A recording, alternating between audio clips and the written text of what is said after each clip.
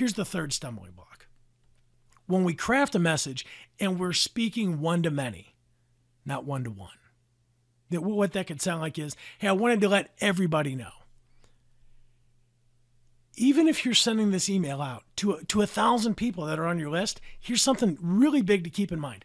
Each and every person is going to be reading their message, not everybody else's. So one of the concepts that we're going to be coaching to, here's what it says. If you want people to connect with you, then you have to connect with them. We want to write in one single voice, almost as though we're having a conversation with a single individual. One of the best writing techniques that I ever heard was from a professor in college. And here's what he said. Bob, write the way you talk, and then go back and take out all the cuss words. Now, all right, so that's silly, but in all reality, it's not unusual to read particularly a business email that's written very, very formally. See, people don't talk that way. To write a message that feels like it's dressed in a three-piece suit and getting ready to go to a board meeting, and by the way, it could also be read from a podium to 10,000 people. When we try to connect with everybody, what happens is we end up connecting with nobody. And if we take this concept a couple of steps further, if you want people to connect with you, then you have to connect with them. Here's what that also means. That we're writing messages that people want to read. Now, the rules for email have completely changed. They're not the same rules that you and I learned when we were in 5th grade at Mrs. Horowitz's English class. The structure of these, they're not the same as in a written letter.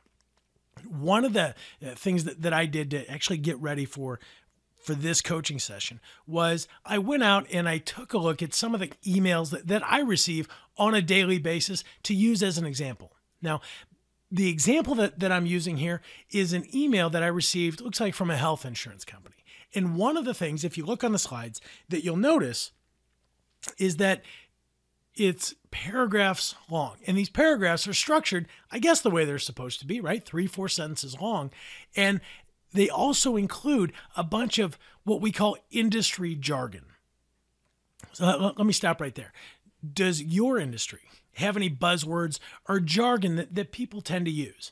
In this email, the one that I received, it's a couple of paragraphs long. In fact, when I printed it out, it was 2.5 pages long. But then at the end, it says, here's a summary of some benefits that you'll receive.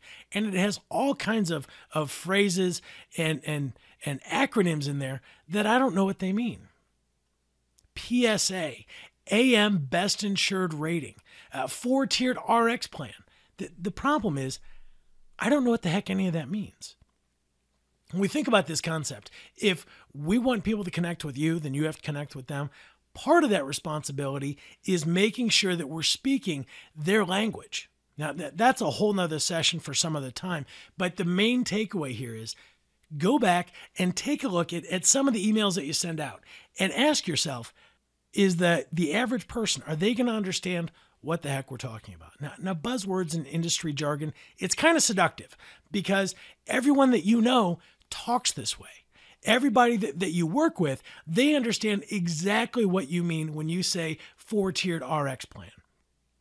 The problem is, as a prospect, as somebody who may not be as familiar with your industry or your product, what you sell, as you are, when they don't really understand what it is that you're talking about, as adults, here's what we do. We look at the context around everything else, and then we try to figure out what the heck they mean when they say that. Here's what they're not going to say. Excuse me, I don't work here. I don't know what the heck you're talking about. And as soon as I don't understand from a prospect's point of view, as soon as I don't really understand what the heck it is that you're talking about, my level of confidence in the ability to make an informed decision goes down. Not only that, here's what else happens. I start to realize that buying this particular product or service is hard. That there's a lot of stuff I don't know, and I probably should do a little bit more homework. Easy fix here is going back, taking a look at the emails that we write and making sure that they're easy to understand, that they're easy to consume, and that we're not asking people to do too many things, make too many decisions with just one message.